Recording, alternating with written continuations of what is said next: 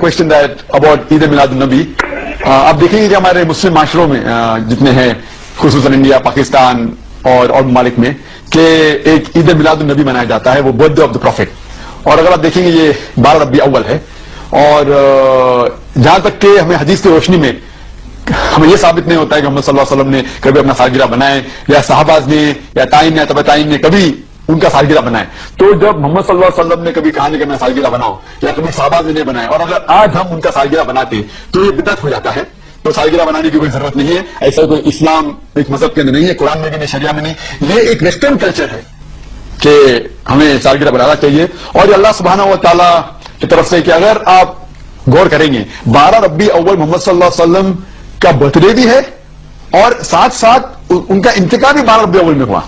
تو اگر میں آپ سے پوچھوں گا کہ 12 ربیع اول ان کا ڈیتھ اینیورسری بنا رہے ہیں، برتھ اینیورسری بنا رہے ہیں، تو اللہ سبحانہ و تعالیٰ جیسا کہتے ہیں مکرو مکر اللہ واللہ خیر الماکرین، سورہ عمران میں سورہ نمبر 3 آیت نمبر 54 میں، کہ انہوں نے پلان کیا اور پلاٹ کیا، اللہ سبحانہ و تعالیٰ نے بھی پلان کیے، اور اللہ از دا بیسٹ آف پلانر. تو یہ کوئی قرآن اور حدیث کی روشنی میں ثابت نہیں عید میلاد النبی بنانا، اور ہمیں بنانے کی ضرورت نہیں ہے. یہ جس طریقے سے کرسچین لوگ عیسیٰ علیہ السلام کا برتھ ڈے مناتے ہیں، یہ میلاد النبی منا. اچھا ماشاءاللہ، صحیح بخاری سے بولے تو اللہ کی کتاب کے بعد اس کتاب کی اہمیت. اچھا ٹھیک ہے، بتائیے.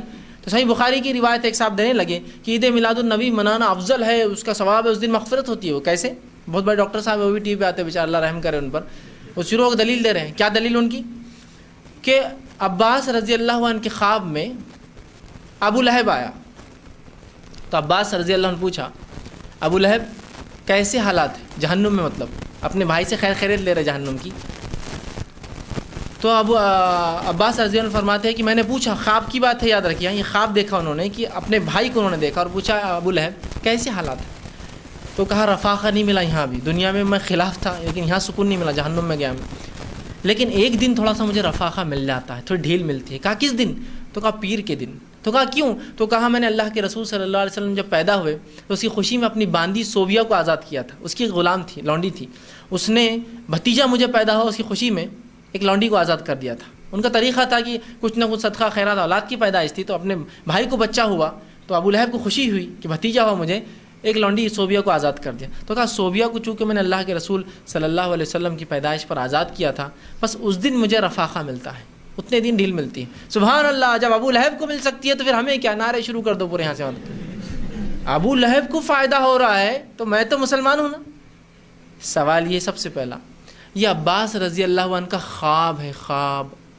اور یہ خواب آپ نے دور جہالت میں جب آپ کافر تھے تب دیکھا تھا.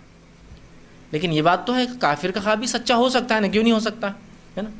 سورہ یوسف کے اندر وہ جو دو لوگ تھے جنہوں نے یوسف علیہ السلام سے خواب پوچھا، دونوں غیر مسلم تھے لیکن دونوں خواب سچ ہوئے نا. تو کافر کا خواب بھی غیر مسلم کا ہو سکتا تھا، ہم وہ نہیں کر رہے. لیکن سوال یہ خواب تھا، خواب میں آپ نے یہ دیکھا، اللہ کے رسول صلی اللہ علیہ وسلم مہر لگائی کہ اس بھی ہاں بات صحیح ہے، ایسے ہی ہو رہا، چھوٹ دی جا رہی ہے. امام بخاری نے صرف روایت کیا اس کو، خواب کو. اس سے کوئی فضائل ثابت ہوتے ہیں، کوئی مسائل نکل رہے ہیں، کوئی اللہ کے رسول اٹیسٹ کر رہے ہیں، کوئی صحابہ کہہ رہے ہیں کہ ہاں ہاں یہ بالکل صحیح ہے اور ہمیں بھی چاہیے ہم لونڈی آزاد کریں. اب سوال یہ ہے جس کو ابو لہب کی سنت پر عمل کرنا ہے تو وہ کرے، پھر لونڈی آزاد کرے، پیسہ دے. لیکن عمر کی سنت، ابو بکر کی سنت بھی یہ نہیں ہے، عمر کی بھی نہیں ہے، عثمان کی نہیں ہے، علی کی نہیں، اس لیے کہ رشتہ دار اس لیے ان کا نام خاص لے رہا ہوں. نہ حسن اور حسین کی ہے، نہ فاطمہ ہے رضی اللہ عنہ اجمعین، ان تمام کی تو نہیں ہے، نہ ہی رسول اللہ کی مہر ہے. تو اب جس کو ابو لہب کی سنت پہ عمل کرنا ہے وہ کرتا رہے پھر. اور جس کو صحابہ کی جو ہمیشہ کی جنت چاہتے تھے، ایک دن کا رفاقہ جہنم میں نہیں چاہتے تھے، ان کی سنت تو یہاں موجود ہے، یہ ہمیشہ کی جنت چاہتے ہیں. جی عید میلاد منانا اسلام میں اضافہ ہے، اسلام میں ویلڈنگ ہے، ٹاٹ کی پیوند کاری ہے. نبی صلی اللہ علیہ وسلم نے اپنی زندگی کے اندر جتنے ربیع الاول آئے کبھی عید میلاد نہیں منائی. جو بھی مقصود ہو نا، اس کا جو ذریعہ ہے، ذریعہ مقصود کو شامل ہوتا ہے. اگر کوئی شخص کہے مجھے نماز سے بہت محبت ہے، نماز سے بہت پیار ہے، لیکن میں وضو کو نہیں مانتا، وضو ناجائز ہے، وضو نہیں کرنا، لیکن نماز سے مجھے بڑا پیار ہے، ہاں، تو ہم کیا کہیں گے؟ ہم کہیں گے ذریعہ مقصود شامل مقصود ہے. یعنی یہ بندہ دراصل نماز کا دشمن ہے، اسے پتہ ہے کہ وضو کے بغیر نماز ہوتی نہیں، اگر نماز کے خلاف براہ راست بولے گا تو لوگ کہیں گے یہ لوگوں کو بے نمازی بنا رہا ہے. یہ کہہ رہا مجھے نماز سے بڑا پیار ہے, نماز سے بڑی محبت ہے, نماز سے دیوانگی کی حد تک مجھے پیار ہے, نماز پڑھتا ہوں. وضو جائز نہیں, وضو جائز نہیں ہے. ہم کہیں گے جب وضو ہی نہیں ہوگا تو نماز کیسے ہوگی؟ ہاں, تو ذریعہ مقصود شامل مقصود ہوتا ہے. کچھ لوگ جو نماز کے دشمن ہیں, نماز کے خلاف بات نہیں کرتے, وضو کے خلاف بات کریں تو آپ سمجھ جائیں گے اسے وضو سے کوئی دشمنی نہیں, اصل دشمنی نماز سے ہے. این اسی طرح کچھ لوگ کہتے ہیں ہمیں اللہ کے محبوب سے بڑا پیار ہے, بڑا عشق ہے, حضور سے ہمیں پیار ہے. میلاد کا انعقاد نہیں کرنا. بھائی کیوں نہیں کرنا؟ میلاد ناجائز ہے. بھائی میلاد ہی ہے جو دلوں میں عشق مصطفیٰ پیدا کرتا ہے. یہ میلاد ہی ہے جو دلوں میں حضور اکرم صلی اللہ علیہ وسلم کا پیار پیدا کرتا ہے. میلاد سے دلوں میں حضور کا عشق پیدا ہوتا ہے, حضور کی محبت پیدا ہوتی ہے. محافل میلاد میں جذبہ بیدار ہوتا ہے. لیکن یہ شخص براہ راست نہیں کہہ سکتا, ڈائریکٹلی ہرگز نہیں کہے گا, کیونکہ یہ جانتا ہے اگر حضور کے عشق کے خلاف کلام کیا تو لوگ مجھے منہ توڑ جواب دیں گے. وہ جانتا ہے کہ محافل میلاد سے دلوں میں عشق مصطفیٰ بیدار ہوتا ہے, دلوں میں عشق مصطفیٰ پیدا ہوتا ہے. وہ جانتا ہے اگر حضور کے پیار کے خلاف کلام کیا لوگ مجھے جواب دیں گے, بولنے نہیں دیں گے. تو ایسا کرو, کوئی ایسا راستہ اختیار کرو کہ حضور کا پیار بھی ختم ہو جائے اور لوگ مجھ سے دشمنی بھی نہ کریں. جس طرح نماز کا دشمن نماز کے خلاف بولتا نہیں, بولے گا تو وضو کے خلاف بولے گا. اسی طرح اصل میں حضور کے پیار کے دشمن ہیں, لیکن حضور کے پیار کے خلاف بولیں گے نہیں. بولیں گے تو میلاد کے خلاف بولیں گے, کیونکہ میلاد سے عشق مصطفیٰ پیدا ہوتا ہے.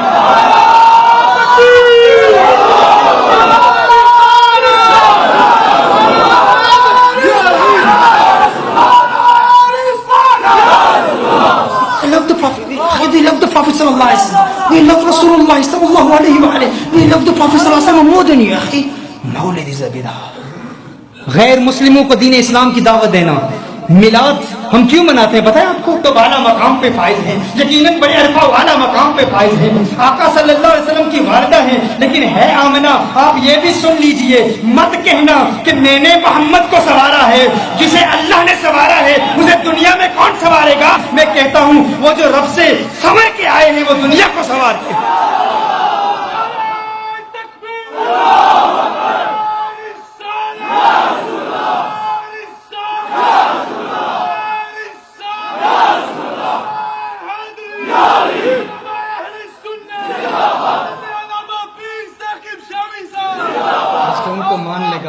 جو ان کو مان لے گا, جو ان کے میلاد کی عظمت کو مان لے گا, اس کے بارے نہیں آ رہے. ہم اس لیے میلاد کو بیان کرتے ہیں. آقا کے میلاد کے معجزات کو بیان کیا, اس نے تسلیم کر لیا, کیونکہ جو آتے ہی ایسے ایسے معجزات دکھائیں یقیناً دنیا میں کسی سے سیکھے نہیں. دنیا میں آتے ہی سجدے میں چلے جاتے ہیں. آپ سیدہ شفا کہتی ہیں حضور اکرم صلی اللہ علیہ وسلم نے سبز رنگ کی چادر اوڑھی ہوئی ہے, ننھے محمد عربی صلی اللہ علیہ وسلم آتے ہی سجدے میں چلے جاتے ہیں. کہا میں نے کان لگا کے میں سنا کہہ کیا رہے ہیں, پڑھ کیا رہے ہیں. آتے ہی ربی حبل امتی, ربی حبل امتی. آقا آتے ہی امت کے لیے دعائیں کر رہے ہیں. تو کہتا ہے ہر وقت آقا کو یاد کرو, 12 ربیع الاول کو یاد نہ کرو. تجھے پتا ہے کہ جب اللہ جل وعلا نے جبریل امین سے خطاب کیا, اللہ نے جبریل امین سے فرمایا ہے جبریل دیکھو میرا حبیب دنیا میں آیا ہے, ابھی ولادت ہوئی ہے, ابھی پیدائش ہوئی ہے, ابھی میلاد ہوا ہے. آتے ہی سجدہ کیا, سجدہ کر کے دعائیں کر رہا ہے. تو کس کے لیے کر رہا ہے؟ امت کے لیے کر رہا ہے. اللہ نے ارشاد فرمایا ہے جبریل دیکھ, ارے میرا وہ حبیب جو میلاد کے دن دنیا میں آتے ہی امت کو نہیں بھولا, قیامت کو کیسے بھولے گا؟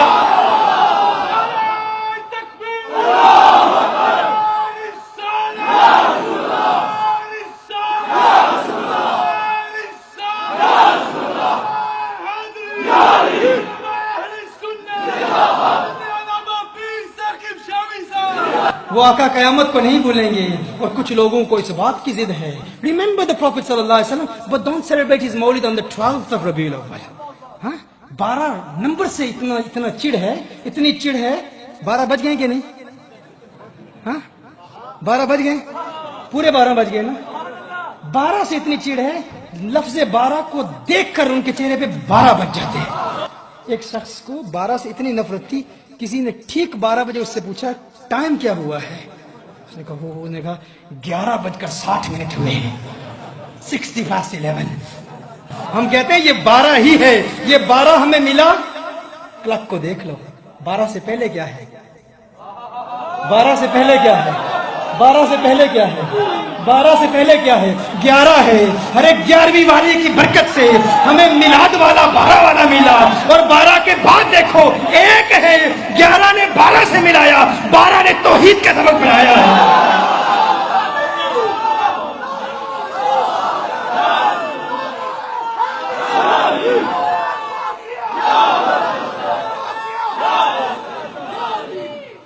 مولد النبی. اور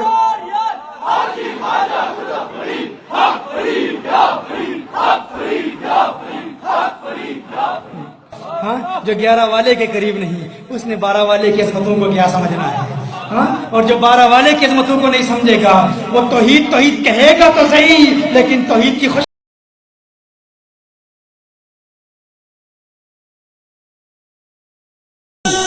سرکار کی آمد, منتھار کی آمد, مکی کی آمد, نعرہ رسالت.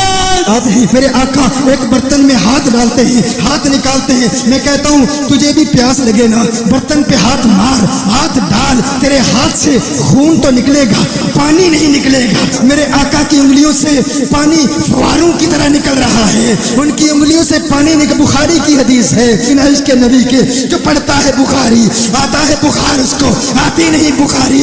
میں بخار والوں کو دیکھنا چاہتا ہوں اور پیار والوں کو بھی دیکھنا چاہتا ہوں. پیار والے کون ہیں اور بخار والے کون ہیں؟ ان کی انگلیوں سے پانی کے فوارے نکلتے ہیں. پتہ چلا تیری انگلیاں آقا کی انگلیوں کی طرح نہیں, تیرے ہاتھ آقا کے ہاتھ کی طرح نہیں. ابن حجر الاسقلانی فرماتے ہیں میرے آقا جس بچے کے سر پر اپنا ہاتھ رکھ دیتے, عادتاً جو بچہ جتنا قد 2 سال میں کرتا, آقا کے ہاتھ سے نکلتی ہوئی نور کی شعاؤں کی برکت سے وہ بچہ اتنا ہی قد 1 سال میں کرتا.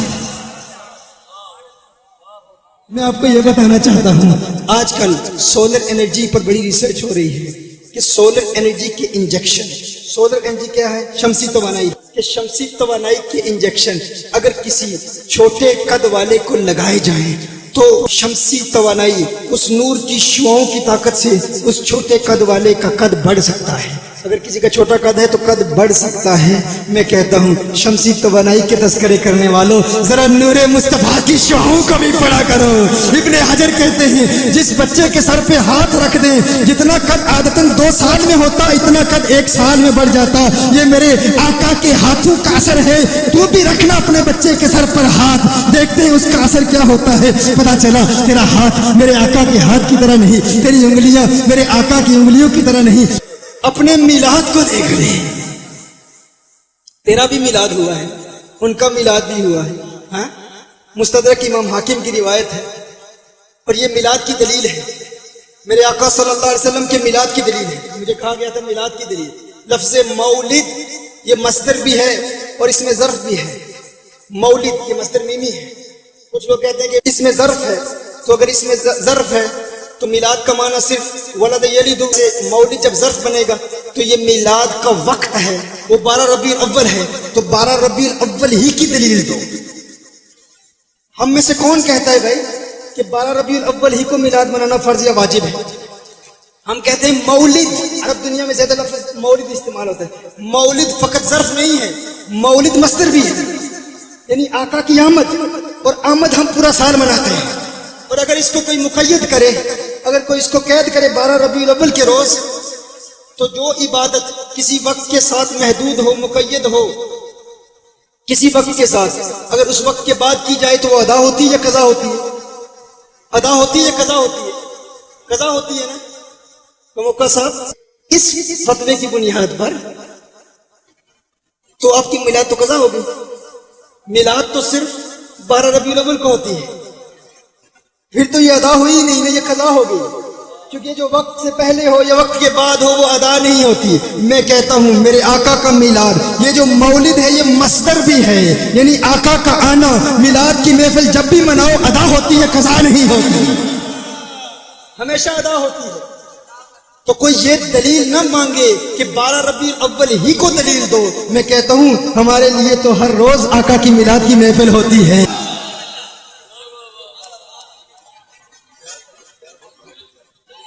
مجھے یہ کہہ رہے تھے کہ میلاد جائز نہیں ہے, دلائل پیش کرے کہ صحابہ نے میلاد کا انعقاد کیا. ہم نے دلائل پیش کیے, میرے مفصل لیکچرز ہیں, 10 حدیثیں صحیح حدیثیں میں نے پیش کی ہیں. اس پر پھر اعتراضات کیے گئے. امام سیوطی بدعت کہتے ہیں, تم سنت کہتے ہو. امام سیوطی نے جس کو بدعت کہا وہ بدعت لغویہ ہے. اب یہ اصطلاحی باتیں یہاں پر نہیں سمجھا سکتے. اعلیٰ حضرت نے جس چیز کو بدعت کہا وہ بدعت لغویہ ہے. اب کوئی کہے کہ یہ لائٹ ثابت کرو, یہ لائٹس, اور ہمارے احباب بھی بیچارے وہ حدیثیں تلاش کرنا شروع کر دیتے ہیں کہ کیا کوئی لائٹ کی دلیل ہے کہ نہیں. بھائی اس کی کیا ضرورت ہے؟ دیکھو جب ہم لوگوں کو کہتے ہیں کہ یہ بتاؤ, یہ فیس بک کے ذریعے تم دین کی دعوت دیتے ہو, تبلیغ کو فیس بک سے ثابت کرو, تبلیغ کو واٹس ایپ سے ثابت کرو, تبلیغ کو یوٹیوب سے ثابت کرو. کہا جاتا ہے کیسی جاہلانہ باتیں کر رہے ہیں, حضور کے دور میں نہ فیس بک تھا نہ یوٹیوب تھا, یہ تو دنیاوی بدعت ہے, یہ دینی بدعت نہیں ہے. تبلیغ قرآن و سنت سے ثابت ہے اور یہ بدعات دنیاوی ہیں, دین میں بدعت نہیں ہے. تو فیس بک کی بات نہ کرو, یوٹیوب کی بات نہ کرو, تبلیغ کی بات کرو. اب آپ سے کوئی کہے نا ان لائٹس کا ثبوت پیش کرو, ان جھنڈوں کا ثبوت پیش کرو, کہو یہ تو دنیا کی بدعت ہے, ان کو اگنور کرو, اس کا کیا تعلق, یہ تو دنیاوی بدعت ہے. اس دور میں یہ لائٹیں نہیں تھی. اور میلاد ثابت کرتے ہیں قرآن و سنت سے.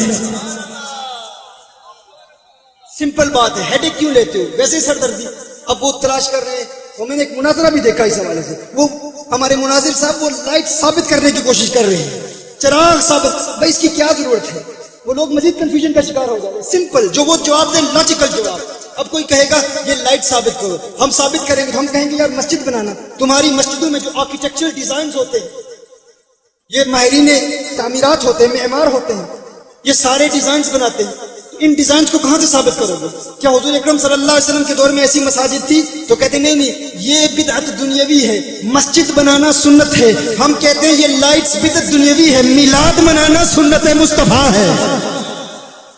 مستدرک امام حاکم کی روایت ہے. تو میرے آقا صلی اللہ علیہ وسلم نے غزوہ تبوک کے بعد آقا صلی اللہ علیہ وسلم مسجد نبی شریف میں تشریف لاتے ہیں. سیدنا عباس رضی اللہ تعالیٰ عنہ عرض کرتے ہیں یا رسول اللہ صلی اللہ علیہ وسلم, میں آپ کی نعت پڑھنا چاہتا ہوں. اب ابن حجر الاسقلانی کی روایت کی روشنی میں 30,000 صحابہ اس محفل میں موجود تھے. کتنے صحابہ؟ 30,000 صحابہ. یہ روایت المعجم الکبیر للطبرانی, امام طبرانی کی معجم الکبیر میں بھی ہے. ابن حجر حیثمی نے بھی اس کو روایت کیا ہے. امام حاکم نے اپنے مستدرک میں بھی اس کو روایت کیا ہے, اور دیگر محدثین نے اس کو روایت کیا ہے.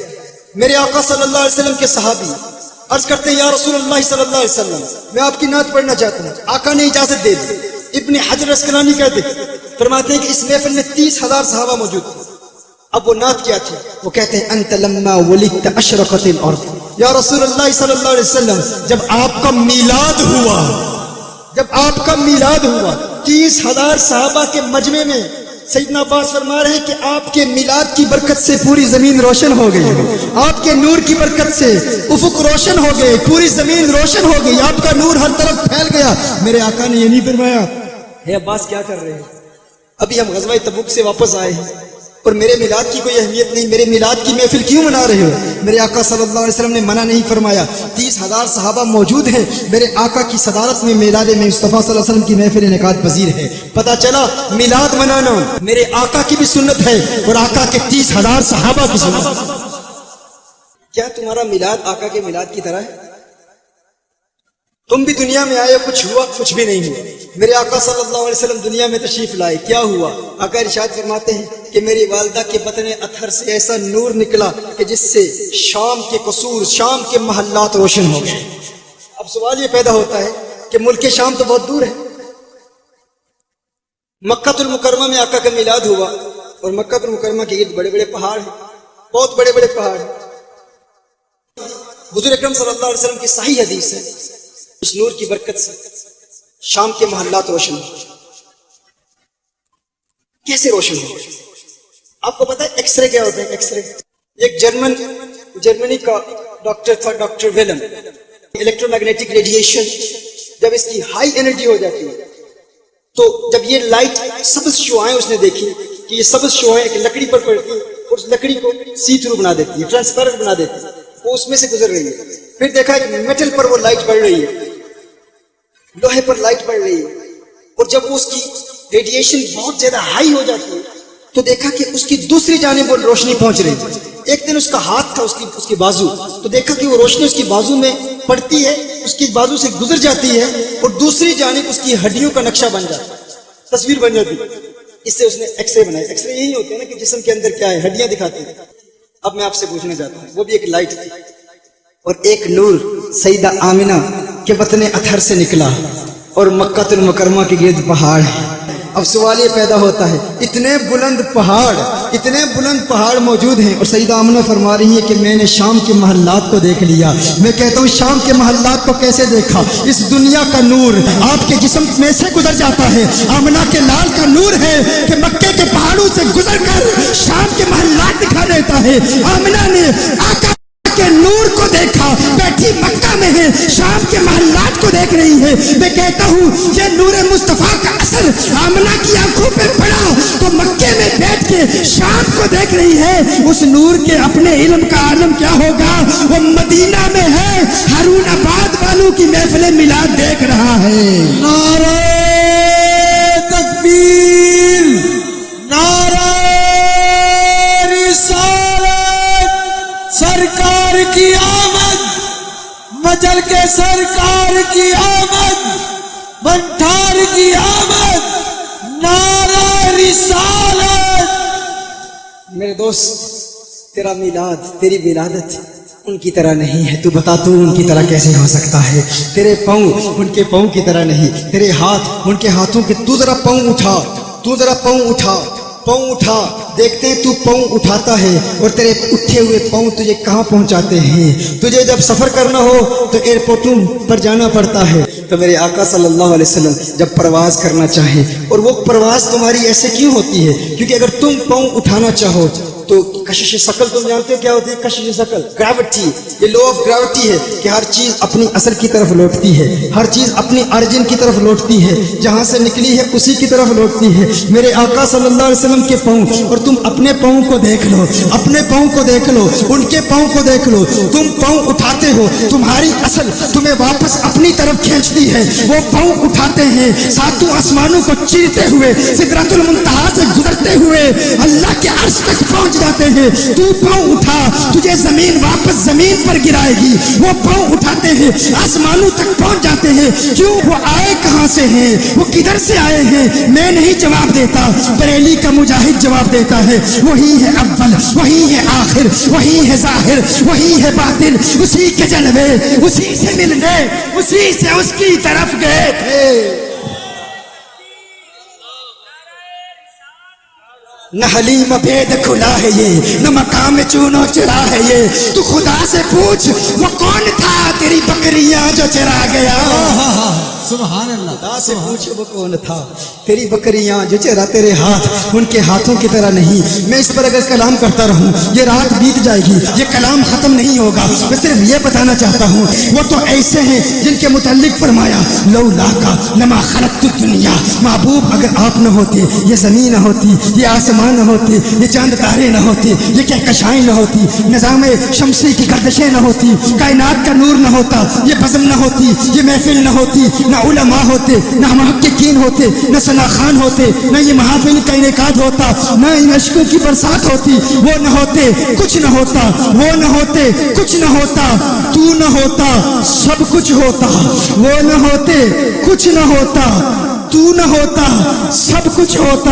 ارے اگر تیرا ہونا ان کے ہونے کی طرح نہیں تو تو ان کی طرح کیسے ہو سکتا ہے؟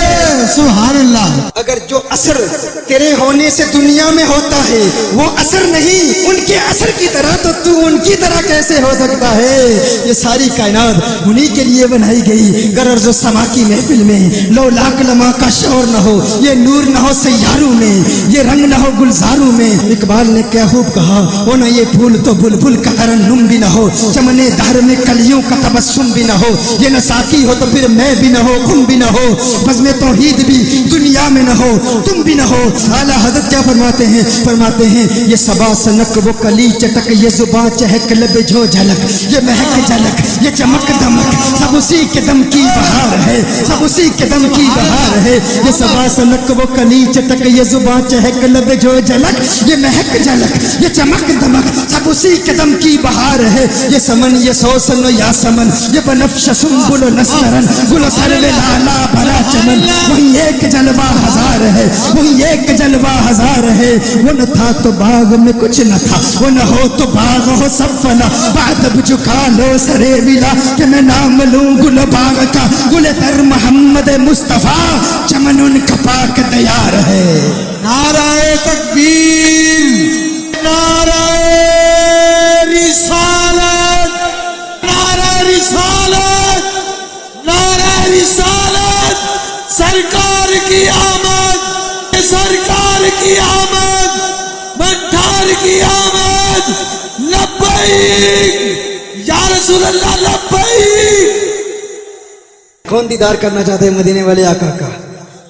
सब दीदार करना चाहते हैं। एक विर्द प्रैक्टिकल दूंगा और एक ऐसा विर्द जिसमें तालीम दी है। मुल्क शाम के एक वलीउल्लाह का ये वाकया मैं अक्सर बयान करता हूँ।